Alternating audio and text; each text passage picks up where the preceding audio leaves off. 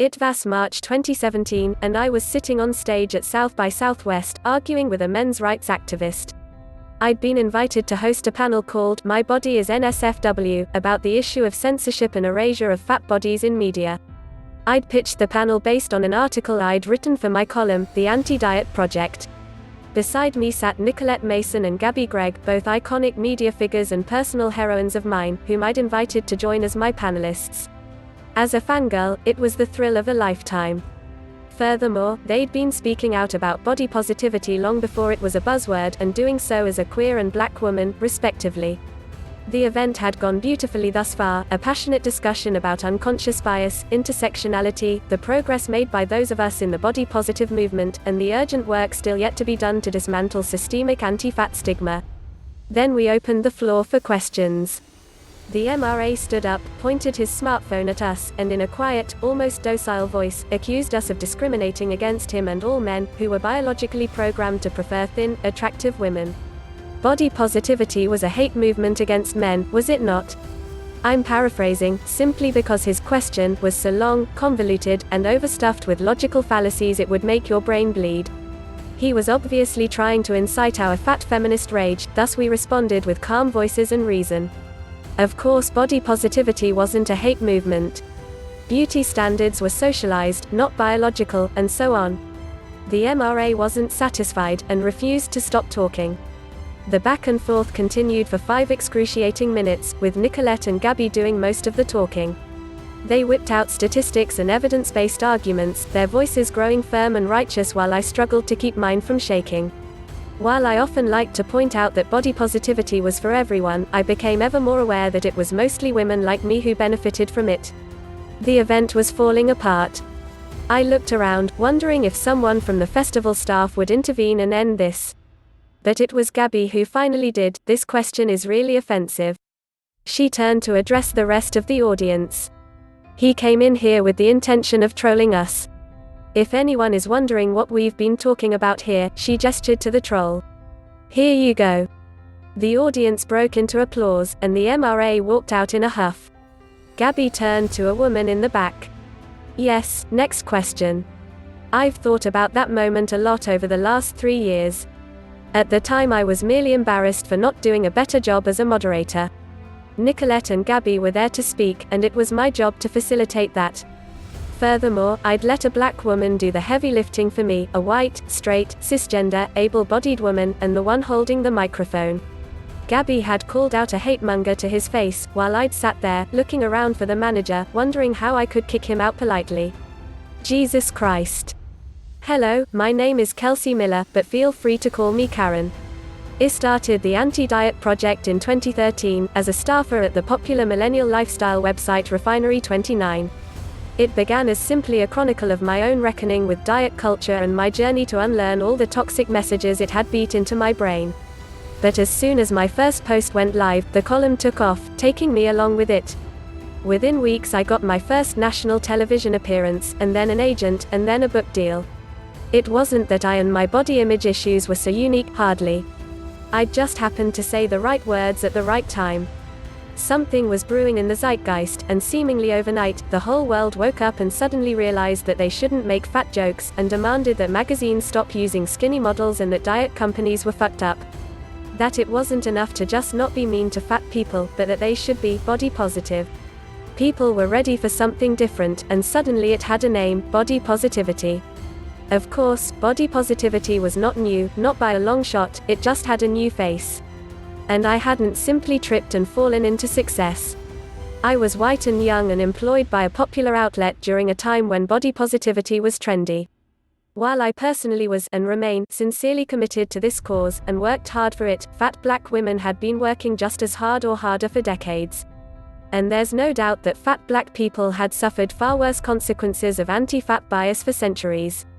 Fat activism began in earnest in the 1960s, growing in tandem with the movements for women's liberation and black civil rights.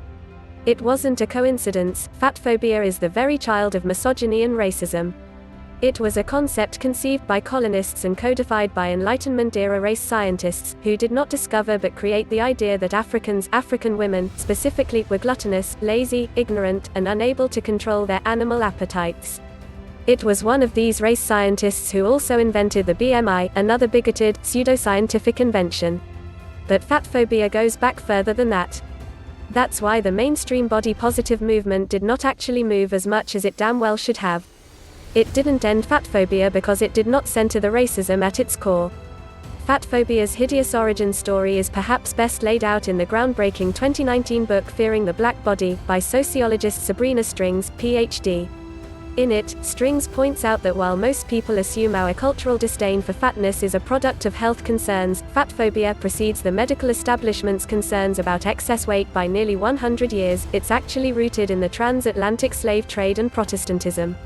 The slave trade spread the false notion of black voraciousness, while Protestantism railed against gluttony, preaching purity through restriction and temperance, Strings argues.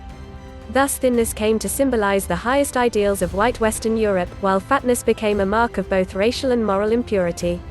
And, like slavery and Protestantism, this concept was laid into the foundation of white America. Fat phobia has been leveled as a weapon against virtually every marginalized American population since colonization. Strings states that generations of interracial sex in American colonies meant that by the 19th century, skin color was a poor sorting mechanism for determining race. But fatness, on the other hand, was so fundamentally linked with blackness in cultural consciousness, that simply being fat, or just not thin, became an indicator of racial inferiority. This, she says, is how many immigrant populations from the Irish to Russian Jews came to be treated as part black and therefore denigrated by white American society. But no one in this country has suffered so long and so brutally the monstrous effects of fat phobia more than fat black Americans.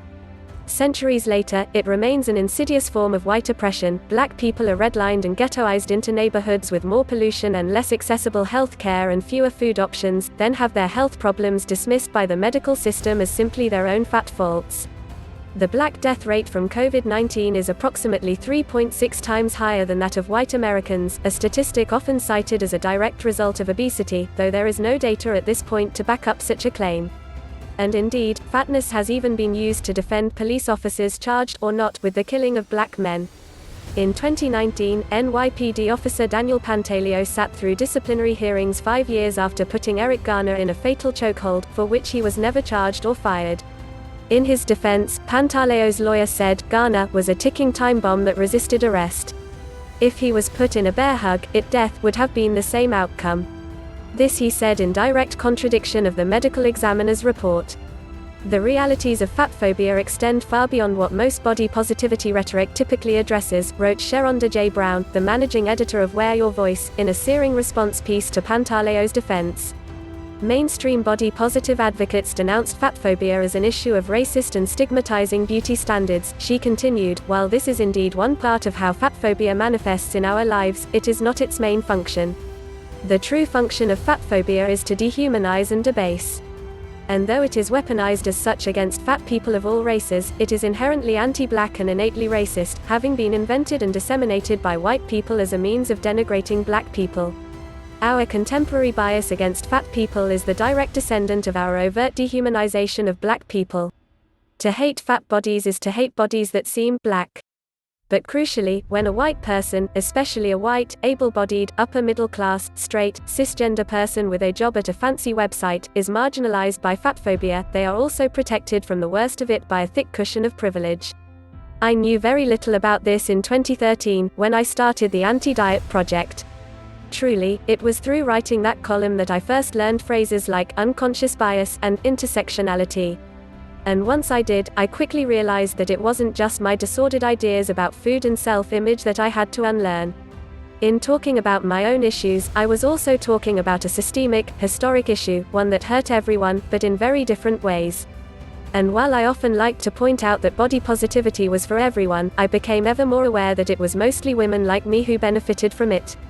I wrote the Anti-Diet Project until 2018, and in those 5 years many body-positive influencers shot to fame: Ashley Graham, Iskra Lawrence, Katie Sturino, Hunter McGrady, Tess Holliday, and more. While I can personally attest that those women are great, and many of them do use their platforms to call out racism, promote intersectional feminism, and denounce the innate anti-blackness of fatphobia, they are all classic emblems of the fair-skinned, mainstream body positivity movement. Or what's left of it. Certainly we made some progress, but not nearly enough. Skinny models haven't been replaced, though some slightly less skinny models like Graham and Lawrence are in the mix. Diet remains an uncool word, but it's been successfully rebranded as wellness, as have diet companies like Weight Watchers, WW. Most women's media outlets, including Refinery29, have returned to running weight loss tips. That's what most people want. That's what they really care about. I quoted black women in my column, and cited their work, and always made sure to highlight my own many privileges, and I called that due diligence. It wasn't. It was easy. Of course, there still are many of us for whom this cause was not a trend. My life, career, and entire sense of the world has been changed in the years since I started the Anti-Diet Project. The more I wrote, the more I learned, via my own self-education and through people I had the opportunity to interview or speak alongside: Sonia Renee Taylor, Jessamine Stanley, Lindo Bacon, Chastity Garner-Valentine, Cece Alyssa, Stephanie Yeboah, Marilyn Wan, Marie Southard Ospina, Melissa Fabello, Virgie Tovar, Jess Baker, Reagan Chastain, Nicolette, and Gabby. These people were doing the work long before it was chic, and continue to do so now. They're the ones who used the word fat rather than the more palatable plus size, the phrase I primarily used. They're the ones who centered race in the conversation, where it belonged.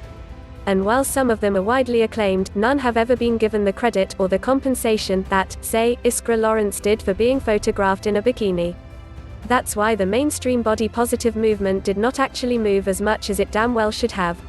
It didn't end fatphobia because it did not center the racism at its core. Because it generally amplified voices like mine, and we, or at least I, did not use them well enough or loud enough. Because I began the work of addressing my own internalized racism in private, but I never posted about it on Instagram, where I have tens of thousands of followers, most of whom are also white. Because I wrote about racism as part of fatphobia, but never centered it. Because I talked about white privilege, but not white supremacy. Because I choked at South by Southwest, and let Gabby deal with the troll, which, as a fat black woman, she already has to do constantly. Because I quoted black women in my column, and cited their work, and always made sure to highlight my own many privileges, and called that due diligence. It wasn't. It was easy. It's easy to get behind a cause when it's popular. It's easy to claim a powerful term like body positive or anti-racist when everyone else on Instagram is too, even if you don't really know what it means, or where it came from. This is the lesson of the body positive movement, and we all must learn it now. Fads fade. Those of us in the body positive movement know that better than anyone. And those of us who've been celebrated for our bravery and hard work, knowing we could have done so much more with that moment. We are obligated to do that much more with this one. Because, make no mistake, we are complicit. When you know better, you're supposed to do better, and we didn't. At least I didn't. So I'll start. I fucked up. I choked and I didn't know what to say or how to say it, so I let you do it for me. I sat there in silence, holding the mic.